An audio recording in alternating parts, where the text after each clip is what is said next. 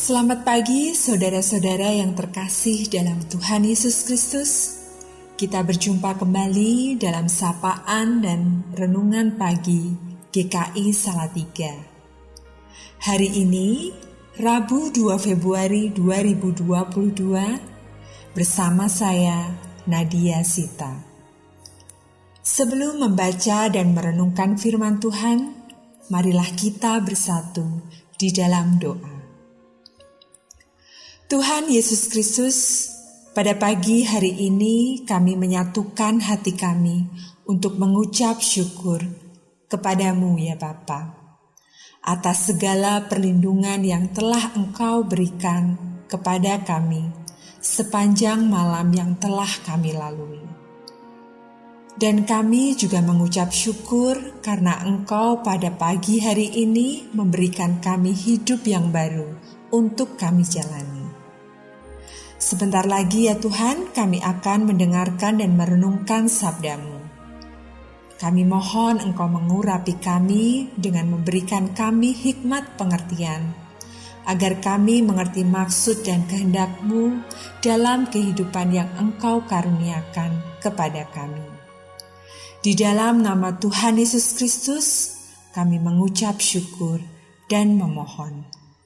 Amin. Saudara-saudara, saya akan membacakan kitab Kolose, pasal yang ketiga dan ayatnya yang keempat, yang menjadi dasar renungan pagi hari ini. Dan di atas semuanya itu, kenakanlah kasih, sebagai pengikat yang mempersatukan dan menyempurnakan. Demikian bunyi firman Tuhan. Dan renungan pada pagi hari ini saya beri tema, melindungi kesatuan gereja adalah tugas kita.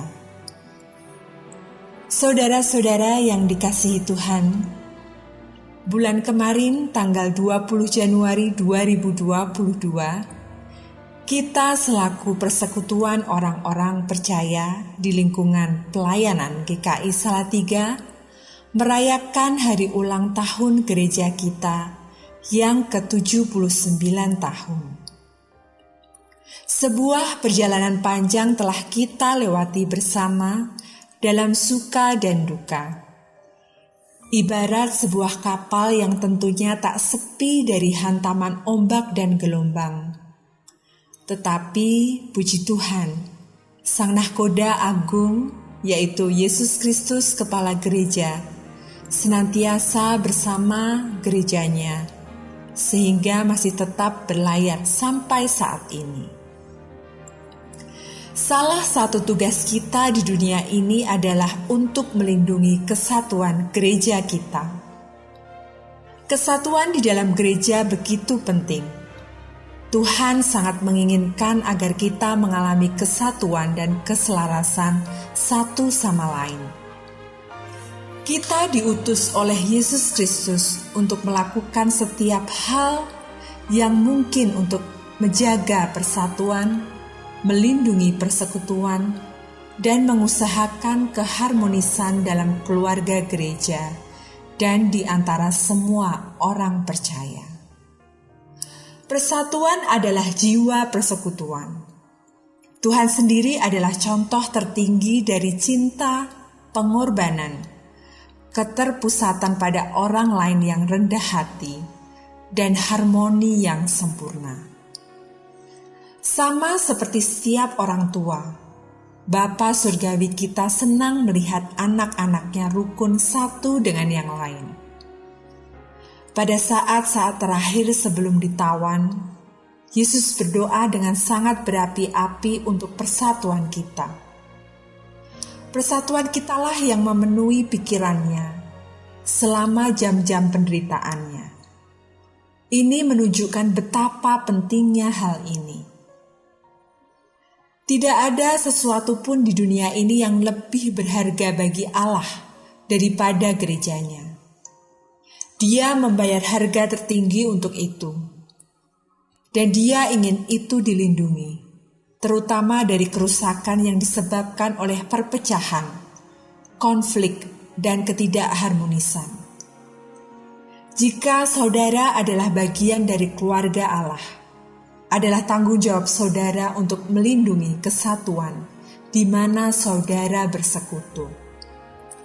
Alkitab berkata, berusahalah memelihara kesatuan roh melalui ikatan damai sejahtera. Bagaimana kita melakukan ini?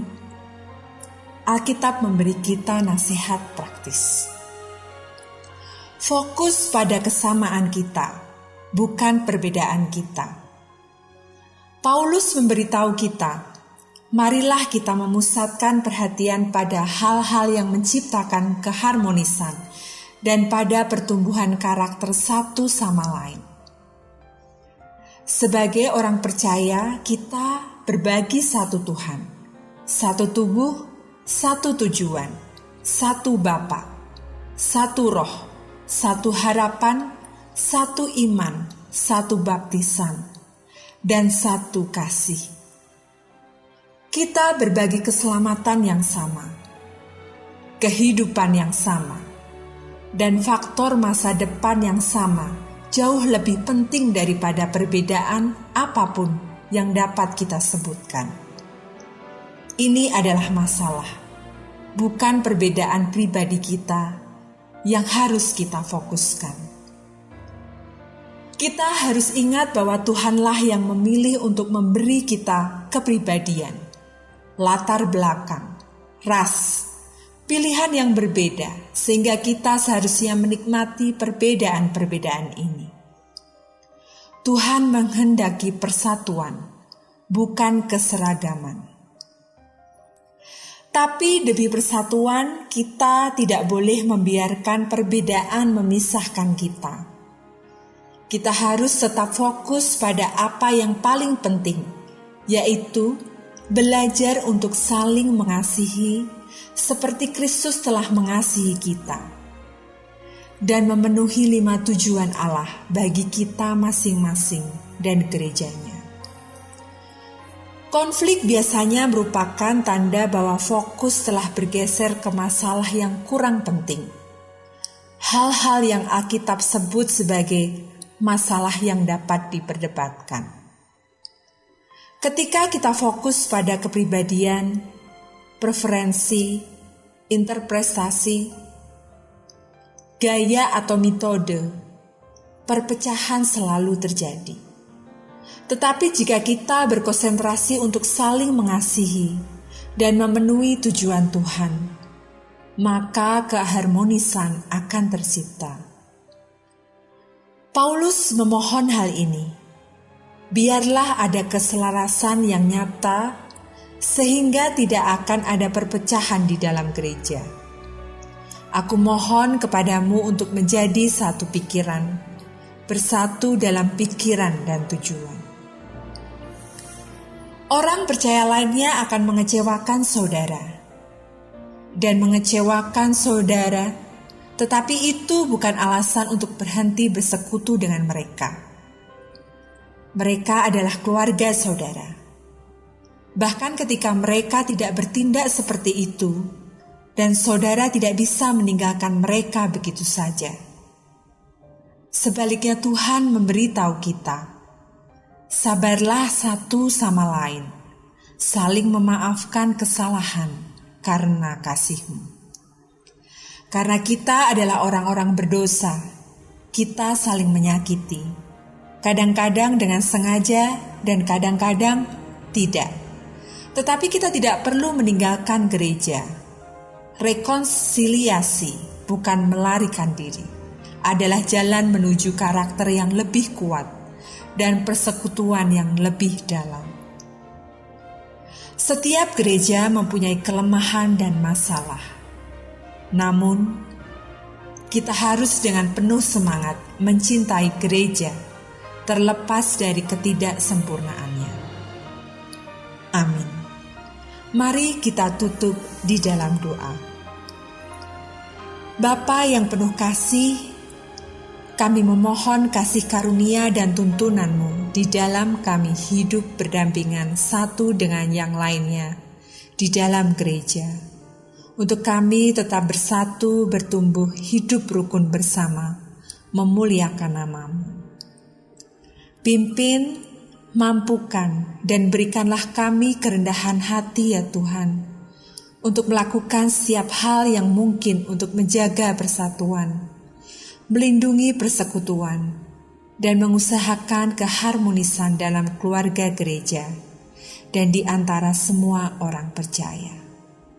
Di dalam nama Putra-Mu yang tunggal Tuhan Yesus Kristus kami berdoa. Amin.